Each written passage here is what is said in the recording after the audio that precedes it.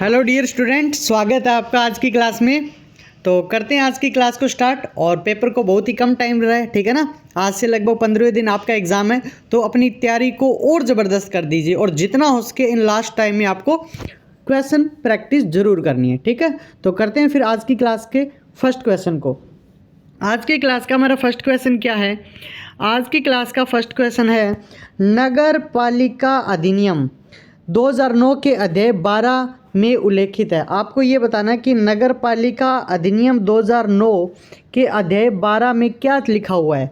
तो आपको ये पता होना चाहिए कि जो आपका अधिनियम है, जो आपका ये है अधिनियम 2009, नगर पालिका अधिनियम 2009 के अध्याय 12 में ना नगर पालिका की शक्तियाँ और अपराध का वर्णन है, ठीक है। नगर पालिका अधिनियम 2009 के अध्याय 12 में किसका वर्णन है? अध्याय 12 में नगर पालिका की शक्तियाँ और अपराध का वर्णन है। और इसके अंदर कौन कौन सी धाराएं आती है? अध्याय 12 जिसका नाम है नगर पालिका की शक्तियाँ और अपराध, इसमें धारा आपकी आती है 200 से 297। आपसे पूछे कि धारा कितनी होती है, तो धारा 200 से लेके 297 तक धारा होती है, ठीक है। नगर पालिका अधिनियम 2009 के अध्याय 12 में क्या लिखा हुआ है? नगर पालिका की शक्तियां और अपराध के बारे में वर्णन है। और इस अध्याय 12 में आपकी धारा 200 से लेकर के 297 तक वर्णन है। आ गया ये समझ में आपको क्वेश्चन कि इसमें क्या लिखा हुआ है, ठीक है। चलते हैं फिर आज की क्लास के सेकेंड क्वेश्चन की तरफ। आज की क्लास का हमारा सेकेंड क्वेश्चन है नालियाँ आदि बनाते समय किसी व्यक्ति को होने वाले नुकसान का मुआवजा कौन सी धारा में वर्णित अनुसार दिया जाता है? ये आपको बताना है।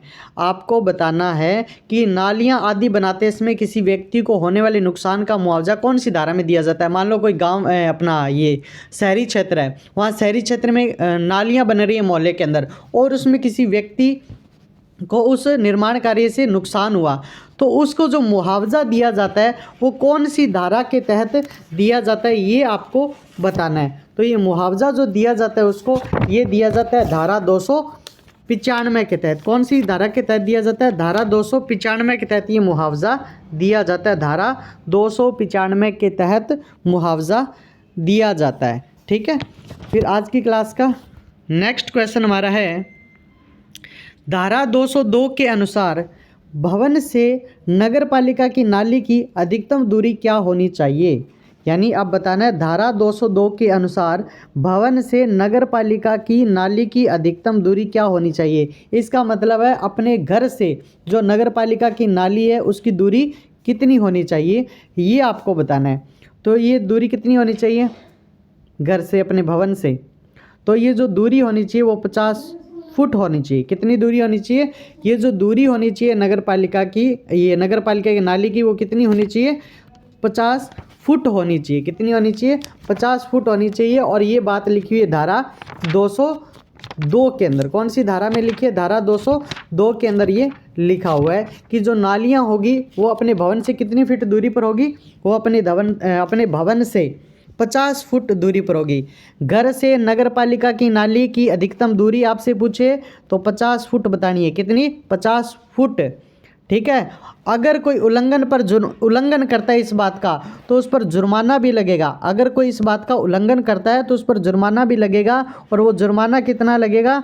2000 से लेकर के 5000 रुपये तक, 2000 से लेकर के 5000 रुपये तक जुर्माना भी लगेगा जो इस बात का उल्लंघन करेगा, ठीक है। तो चलते हैं फिर अपनी आज की क्लास के नेक्स्ट क्वेश्चन की तरफ। क्वेश्चन कैसे लगे आज की क्लास के, ठीक है, ये आपको कमेंट करके बताना है। और आज की क्लास कैसी लगी ये भी कमेंट करके बताना है। और पेपर के लास्ट टाइम में आपको जितनी हो सके उतनी क्वेश्चन प्रैक्टिस करनी है। क्लास को अपनी सभी फ्रेंड सर्कल के साथ शेयर जरूर करना है, ठीक है। और आज जो हमारा अध्याय 12 स्टार्ट किया हमने, और अध्याय 12 का नाम है नगर पालिका की शक्तियाँ और अपराध, जिसमें धारा 200 से लेकर के 297 तक वर्णन है। तो चलते हैं अपने नेक्स्ट क्वेश्चन की तरफ। अपना नेक्स्ट क्वेश्चन क्या है? भवन से प्रभावी जल निकासी के उल्लंघन पर जुर्माना, ये आपको बताना है। भवन से प्रभावी जल निकासी के उल्लंघन पर जुर्माना, तो ये हमने पिछले क्वेश्चन में देखा ही था कि भवन से प्रभावी जल निकासी के उल्लंघन पर कितना जुर्माना लगता है। तो पिछली क्लास में देखा था कि 2000 से लेकर के 2000 रुपये से लेकर के 5000 रुपये तक क्या लगेगा, जुर्माना लगेगा। और इसका जो वर्णन है वो कौन सी धारा में है, इसका वर्णन है वो धारा आपकी 202 के अंदर है। धारा 202 के अंदर है कि भवन से प्रभावी जल निकासी के कोई उल्लंघन करता है तो उस पर 2000 से 5000 रुपये तक जुर्माना लगेगा। और जो नाली होती है नगर पालिका की वो अपने भवन से 50 फीट की दूरी पर होनी चाहिए। चलें फिर अपने नेक्स्ट क्वेश्चन की तरफ। अपना नेक्स्ट क्वेश्चन क्या कहता है, नेक्स्ट क्वेश्चन कहता है कि कितने श्रमिकों से अधिक होने पर नगर पालिका वहाँ शौचालय या मूत्रालय की व्यवस्था का नोटिस दे सकती है। यानी कितने श्रमिकों से अधिक होने पर नगर पालिका वहाँ शौचालय या मूत्रालय की व्यवस्था का नोटिस दे सकती है, ये आपको बताना है कितने श्रमिक ज़्यादा होने चाहिए होने पर। तो याद रखना, जहाँ पर 20 से अधिक श्रमिक कार्य कर रहे हैं वहाँ शौचालय की व्यवस्था की जाएगी। याद रखना, कोई ऐसा स्थान जहाँ पर 20 से ज़्यादा श्रमिक काम कर रहे हैं, 20 से ज़्यादा श्रमिक काम कर रहे हैं, वहाँ नगर पालिका शौचालय की व्यवस्था का नोटिस देगी। ठीक है ना, वहाँ पर शौचालय की व्यवस्था ये नोटिस मिलेगा। अगर इस बात पर कोई उल्लंघन करता है इस बात का, अगर कोई इस बात का उल्लंघन करता है तो उस पर जुर्माना लगेगा। अगर कोई इस बात का उल्लंघन करता है तो उस पर क्या लगेगा, जुर्माना भी लगेगा। सर जुर्माना कितना लगेगा, जुर्माना लगेगा कि 1 से 2 माह तो हो सकती है उसको कारावास, 1 से 2 माह तक हो सकती है उसको कारावास। और 2000 यानी 2K का मतलब है 2000 से लेकर 5000 यानी 5K का मतलब है 5000, 2000 से 5000 रुपये तक क्या लगेगा, उस पर जुर्माना भी लगेगा। इस चीज़ का याद रखना, आपको इस चीज़ को याद रखना है कि 20 से अधिक श्रमिक होंगे वहाँ शौचालय आदि की व्यवस्था होगी। अगर कोई इस बात का उल्लंघन करता है तो 1 से 2 माह तक उसको सजा हो सकती है और 2000 से 5000 रुपये तक उस पर जुर्माना लग सकता है। ठीक है, लास्ट टाइम है ना, जितनी हो सके उतनी क्वेश्चन प्रैक्टिस करो और जिस दिन आप पेपर देके आओगे उस टाइम हम आपसे रूबरू होंगे कि अपनी क्लास से कितने प्रश्न आए। हाँ, टेलीग्राम चैनल को ज़रूर ज्वाइन कर लेना, ठीक है ना। तो अपनी आज की क्लास का नेक्स्ट क्वेश्चन क्या कहता है, अपनी आज की क्लास का नेक्स्ट क्वेश्चन है कि सार्वजनिक स्थानों पर महिलाओं के लिए पृथक शौचालय व्यवस्था का आदेश कौन जारी करता है, ये आपको बताना है। सार्वजनिक स्थान है कोई, सार्वजनिक स्थान मतलब जैसे बस स्टैंड हो गया, ठीक है, कोई बस स्टैंड है तो ये सार्वजनिक स्थान है। तो सार्वजनिक स्थानों पर महिलाओं के लिए पृथक शौचालय व्यवस्था का आदेश कौन जारी करता है, नगर पालिका, मुख्य नगर पालिका अधिकारी, राज्य सरकार और जिला नियोजक। बताओ, ये आपको बताओ कि सार्वजनिक स्थानों पर महिलाओं के लिए पृथक शौचालय व्यवस्था का आदेश जारी कौन करता है। तो याद रखना, ये पृथक आदेश आपका जो जारी करता है ना, महिलाओं के लिए शौचालय व्यवस्था का जो पृथक नोटिस जारी करता है कि महिलाओं के लिए जो शौचालय है वो अलग से होना चाहिए, ये आदेश करता है मुख्य नगर पालिका अधिकारी, ईओ करता है, मुख्य नगर पालिका अधिकारी करता है। जो भी सार्वजनिक स्थान है, कोई कारखाना है, कोई विद्यालय है, कोई बस स्टैंड है वहाँ पर, ठीक है ना, कोई अस्पताल है, कोई विद्यालय है, कोई बाजार है, कोई सिनेमा हॉल है, वहाँ पर ये क्या होनी चाहिए, पृथक से क्या होना चाहिए, महिलाओं के लिए शौचालय होना चाहिए। इसका नोटिस जो है वो मुख्य नगर पालिका अधिकारी जारी करता है। ठीक है, याद रह जाएगा। अगर संस्थान द्वारा उल्लंघन करने पर उस पर जुर्माना भी लगाया जाएगा। अगर कोई संस्थान उल्लंघन करता है इस बात का तो उस पर जो जुर्माना लगेगा वो 10,000 रुपये से लेकर के, कितने रुपये से लेकर के, 10,000 रुपये से लेकर के उस पर 20,000 रुपये का जुर्माना लग सकता है भाई, ठीक है ना। ये और याद रखना, अगर कोई संस्था इस बात का उल्लंघन करती है तो उस पर कितना जुर्माना लगेगा, स्टार लगा के नोट कर लेना, 10,000 रुपये से लेकर के 20,000 रुपये तक उस पर जुर्माना भी लगेगा। आ गया प्रश्न समझ में, प्रश्न समझ में आ गया, प्रश्न समझ में आ गया। तो चलते हैं फिर अपने अगले क्वेश्चन की तरफ, अगले क्वेश्चन की तरफ चलते हैं। अगला क्वेश्चन क्या कहता है कि निम्नलिखित को सुमेलित कीजिए, निम्नलिखित को सुमेलित कीजिए। आपका पहली लाइन क्या है? पहली लाइन है कि नालियों पर नगर पालिकाओं का नियंत्रण। नालियों पर नगर पालिकाओं का नियंत्रण जो है, इसका वर्णन कौन सी धारा में आपको ये बताना है। तो नगर पालिकाओं पर नालियों का जो नियंत्रण है वो आपकी धारा 102 के तहत है। नालियों पर नगर पालिका का नियंत्रण, जो नालियाँ हैं उन पर नगर पालिका का नियंत्रण होगा, ये धारा 202 के अंदर लिखा है। ठीक है सर। फिर लिखा है भवन से प्रभावी जल निकासी। ये पीछे हमने पढ़ के हैं, भवन से प्रभावी जल निकासी है, ये धारा 202 में हमने पढ़ा है और पीछे पढ़ के हैं, याद है। ठीक है। फिर क्या है? मल व वर्षा नाली पृथक पृथक होना, यानी जो मल है और वर्षा की नालियाँ हैं वो पृथक पृथक होना, इसका वर्णन कौन सी धारा में है? इसका वर्णन है धारा 204 के अंदर। ठीक है, धारा 204 के अंदर है। फिर हमारा पढ़ा हुआ है, क्या पढ़ा हुआ है कि कार्य किस प्रकार किया जाएगा, ये धारा 306 के अंदर लिखा है। धारा 306 के अंदर लिखा है कि कार्य है वो किस प्रकार किया जाएगा, कार्य किस प्रकार किया जाएगा, इस बात का उल्लेख। तो ये धारा 206 के अंदर है, कार्य किस प्रकार किया जाएगा। तो इसका वर्णन पूछे तो ये धारा 202 में लिखा हुआ है, 206 में लिखा हुआ है। ठीक है ना। तो धारा 206 में लिखा हुआ है। तो ए का क्या है? ए का सर राइट आंसर 2 है, बी का राइट आंसर क्या है? 1 है, और सी का राइट आंसर 4 है, और डी का राइट आंसर क्या हो गया? 3 हो गया। डी का राइट आंसर 3 हो गया। इस हिसाब से इसका सही आंसर जो होगा वो ऑप्शन नंबर आपका डी हो जाएगा। ठीक है। चलें फिर अपने नेक्स्ट क्वेश्चन की तरफ। और नेक्स्ट क्वेश्चन क्या कहता है? निम्नलिखित को सुमेलित कीजिए। निम्नलिखित को सुमेलित कीजिए। ओके, निम्नलिखित को सुमेलित करना है जी, कर देंगे। तो पहला क्या कहता है हमारा क्वेश्चन कि शौचालय आदि की व्यवस्था, शौचालय आदि की व्यवस्था है, शौचालय आदि की व्यवस्था, इस पे कितना जुर्माना लगता है भाई? जुर्माना लिखा हुआ आगे। ठीक है ना। तो शौचालय आदि की जो व्यवस्था है ना, उस पर याद रखना 2000 से लेकर के 5000 रुपये तक जुर्माना लगता है। शौचालय आदि की व्यवस्था के उल्लंघन जो होता है उस पर 2000 से 5000 रुपये तक जुर्माना लगता है। और इस बात का जो वर्णन है वो धारा 208 में किया गया है, ये और याद रख लेना। शौचालय आदि की व्यवस्था है, उसके उल्लंघन पर 2000 से 5000 रुपये जुर्माना लगता है, और इसका वर्णन धारा 208 में है। ओके सर, ये हमें समझ में आ गया। नेक्स्ट धारा है, नेक्स्ट आपका ऑप्शन है सार्वजनिक स्थानों में शौचालय। सार्वजनिक स्थानों में जो शौचालय है उस पर अगर कोई व्यक्ति उल्लंघन करता है इस बात का, तो मैंने बताया था कि उस पर कितना जुर्माना है? 10,000 से 20,000 रुपये का जुर्माना है। 10,000 से 20,000 रुपये का उस पर जुर्माना है, और ये हमने धारा 209 के अंदर पढ़ा। ये हमने धारा 209 के अंदर पढ़ा। ठीक है।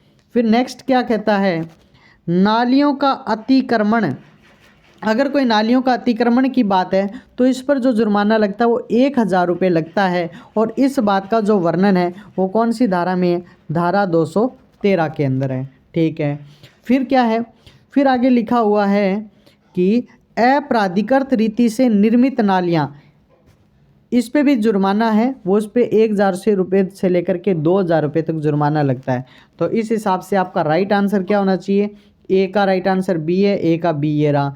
बी का राइट आंसर 1 है तो बी का 1 ये रहा। सी का राइट आंसर 4 है तो सी का ये रहा। डी का राइट आंसर 3 है, तो यानी इस हिसाब से option number A is right answer. ठीक है। ओके, आ गया समझ में? आ गया ना समझ में? अब टाइम बहुत कम है, बस जितनी हो सके ना आप उतनी क्वेश्चन प्रैक्टिस करो। ठीक है। और अपने टेलीग्राम ग्रुप को जरूर ज्वाइन कर लेना। 15 मार्च तक आपके पास सारी पीडीएफ मिल जाएगी। एक ये आपके जो पॉलिटी को बोला था आपके 1000 प्रश्न की, तो पीडीएफ वहाँ पे मिल जाएगी, डोंट वरी। ठीक है ना। तो आप तैयारी करते रहें बस। नेक्स्ट क्वेश्चन क्या कहता है आज की क्लास का?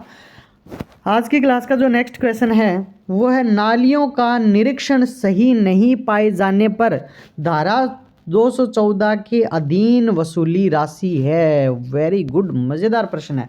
नालियों का निरीक्षण सही नहीं पाए जाने पर धारा 214 के अधीन वसूली राशि है। अगर नालियों का निरीक्षण सही नहीं पाया गया तो कितना वसूला जाएगा? कुल खर्च का 10%, ठीक है ना, कुल खर्च का 10%। ये बात धारा 214 के अंदर लिखी हुई है, ठीक है। नालियों आदि का निरीक्षण किया जाता है, तो नालियों आदि का निरीक्षण किए जाने पर अगर नालियों का निरीक्षण सही नहीं पाया गया तो कुल खर्च का 10% क्या है, वसूला जाएगा। ये चीज़ ध्यान रखने वाली बात है। और निरीक्षण करेगा कौन? मुख्य नगर पालिका अधिकारी या उसके द्वारा प्राधिकृत कोई अन्य अधिकारी भी कर सकता है, ठीक है ना। अगर आपसे पूछे कि निरीक्षण करेगा कौन, तो निरीक्षण करेगा मुख्य नगर ईओ मुख्य नगर पालिका अधिकारी, ठीक है ना। निरीक्षण कौन करेगा? निरीक्षण आपका मुख्य नगर पालिका अधिकारी करेगा, ठीक है। चलें अपने नेक्स्ट क्वेश्चन की तरफ। ओके, और आज की क्लास का नेक्स्ट क्वेश्चन है जल प्रणाली ले जाने का प्रावधान उल्लेखित है। यानी जल प्रणाली ले जाने का प्रावधान जो है वो किस में है? उल्लेखित है, धारा 216 में उल्लेखित है जल प्रणाली ले जाने का प्रावधान, ठीक है। अपनी जल प्रणाली आदि ले जाने की जो शक्ति है वो धारा 216 में लिखा है, ठीक है। नगर पालिका के अंदर या कोई नगर पालिका से बाहर हम कोई जल प्रणाली ले जाते हैं तो हम ले सकते हैं, ठीक है। ये धारा 216 के अंदर लिखा हुआ है। फिर चलते हैं आज की क्लास के नेक्स्ट क्वेश्चन। किस अधिकारी द्वारा सुनिश्चित किया जाएगा कि धारा 218 के तहत व्यावसायिक बहिस्राव उपयुक्त निस्तारित हो? ये आपको बताना है। किस अधिकारी द्वारा सुनिश्चित किया जाएगा कि धारा 218 के तहत व्यावसायिक बहिस्राव उपयुक्त निस्तारित हो? व्यावसायिक बहिस्राव का मतलब समझते हो? मतलब व्यावसायिक कोई कॉमर्शियल चीज़ है, ठीक है, कोई कॉमर्शियल चीज़ है, वहाँ से जो उसकी जल निकासी है, ठीक है, व्यावसायिक बहिस्राव है, उसका कोई किसी भी प्रकार का स्त्राव हो, ठीक है, उसकी वो है ना उपयुक्त निस्तारित हो। इसका काम एक ही बंदा करेगा, मुख्य नगर पालिका अधिकारी। मुख्य नगर पालिका अधिकारी के पास पावर है ये कि मुख्य नगर पालिका अधिकारी ये सुनिश्चित करेगा कि जो व्यावसायिक बहिस्राव हो रहा है वो उपयुक्त हो रहा है या नहीं हो रहा है। ये इसका वर्णन धारा 218 में लिखा हुआ है, तो मुख्य नगर पालिका अधिकारी ये चेक करेगा। फिर है नगर पालिका अधिनियम 2009 के अनुसार, नगर पालिका अधिनियम 2009 के अनुसार संग्रहित ठोस अपशिष्ट समझे जाएंगे। क्या समझे जाएंगे ये आपको बताना है। ये प्राइवेट, निजी संस्था संपत्ति, राज्य की संपत्ति, जिला प्रशासन, नगर पालिका संपत्ति, ये बताओ भाई। नगर पालिका अधिनियम 2009 के अनुसार संग्रहित ठोस अपशिष्ट नगर पालिका से संग्रहित किए हैं तो भाई साहब नगर पालिका की संपत्ति है, वो क्यों प्राइवेट संस्थाओं की संपत्ति हुई है? ठोस अपशिष्ट नगर पालिका का ही होगा, निजी संस्थाओं का तो होगा नहीं, ठीक है। आई बात समझ में? तो ठोस अपशिष्ट जो है वो किसकी संपत्ति होता है? नगर पालिका की संपत्ति मानी जाती है। और इस बात का उल्लेख जो आपको मिला है वो धारा 228 में है। धारा 228 में लिखा हुआ है कि जो संग्रहित ठोस है वो नगर पालिका की संपत्ति समझे जाएंगे, ठीक है। चले फिर नेक्स्ट क्वेश्चन की तरफ। हम है ना एकदम फ्लो से पढ़ रहे हैं, बीच में कोई ब्रेक नहीं ले रहे। इसका मतलब ये नहीं कि हम बोर हो रहे हैं, आपको बोर नहीं होना, आपकी तैयारी को कंटिन्यू रखना है। बीच में हम बोल नहीं रहे, इसका मतलब ये नहीं कि आप बोर हो जाओ, क्योंकि अब ये टाइम बात करने का नहीं है, ये टाइम पढ़ने का है, ठीक है। आप पेपर दे के आओ, उसके बाद आपके लिए बहुत अच्छी गुड न्यूज़ है आप सबके लिए, ठीक है ना। आपका दिल खुश हो जाएगा उस न्यूज़ को सुन करके। नेक्स्ट क्वेश्चन है निम्न को सुमेलित कीजिए। ओके, निम्न को सुमेलित कीजिए। तो निम्न को सुमेलित करना है, दायी व्यक्ति को नोटिस के बाद मुख्य नगरपालिका अधिकारी द्वारा कार्य किस में है, इस बात का उल्लेख, ये पूछा है ना। तो याद रखना धारा 222, ठीक है ना, धारा 222 में लिखा हुआ है ये बात। दायी व्यक्ति को नोटिस के बाद मुख्य नगरपालिका अधिकारी द्वारा कार्य है, ये आपकी धारा 222 में लिखा है। रेलवे प्रशासन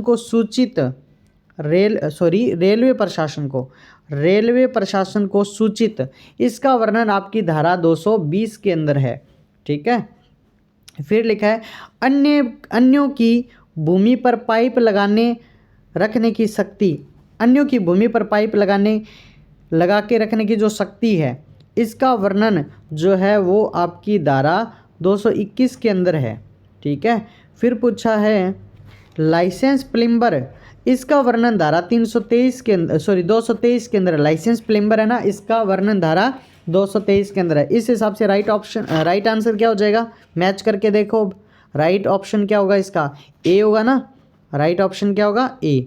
ठीक है, तो इस हिसाब से इसका राइट आंसर ये हो जाएगा। चलें फिर आज की क्लास के नेक्स्ट क्वेश्चन की तरफ। और आज की क्लास का हमारा अंतिम प्रश्न धारा 225 के संबंध में, ठीक है, त्रुटिपूर्ण है, ये आपको बताना है। ठीक है, धारा 225 के संबंध में त्रुटिपूर्ण है, क्या चीज़ त्रुटिपूर्ण है धारा 225 के तहत, वो चीज़ आपको बतानी है।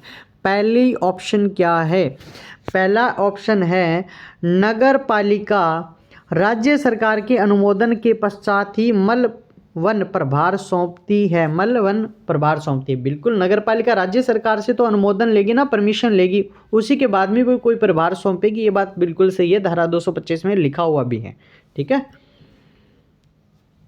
ओके। फिर नेक्स्ट है मल वहन कार्य रख रखाव निजी अभिकरणों को भी सौंपा जा सकता है, बिल्कुल है, ये भी बात सही है। अगर मल वहन कार्य कोई रख रखाव है, उन निजी अभिकरणों को भी सौंप सकते हैं। आपने भी देखा होगा कोई गवर्नमेंट संस्था होती है, उसके अंदर भी क्या होते हैं, कुछ निजी कार्य होते हैं ना, है ना। जैसे अपनी राजस्थान रोडवेज है, इसके अंदर जो ड्राइवर होते हैं वो भी तो बहुत सारे प्राइवेट ड्राइवर ही हैं, सारे तो गवर्नमेंट नहीं होते।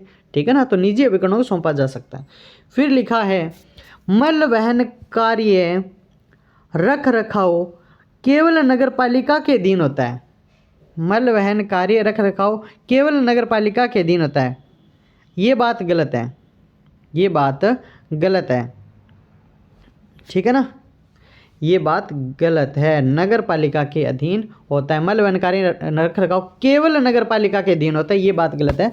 अन्य निजी एजेंसी को, प्राइवेट किसी अभिकरण हैं, उनको भी सौंपा जा सकता है ना, तो ये बात तो गलत हुई। ठीक है, तो ये बात गलत हुई। तो इसी के साथ अपनी आज की क्लास कंप्लीट होती है।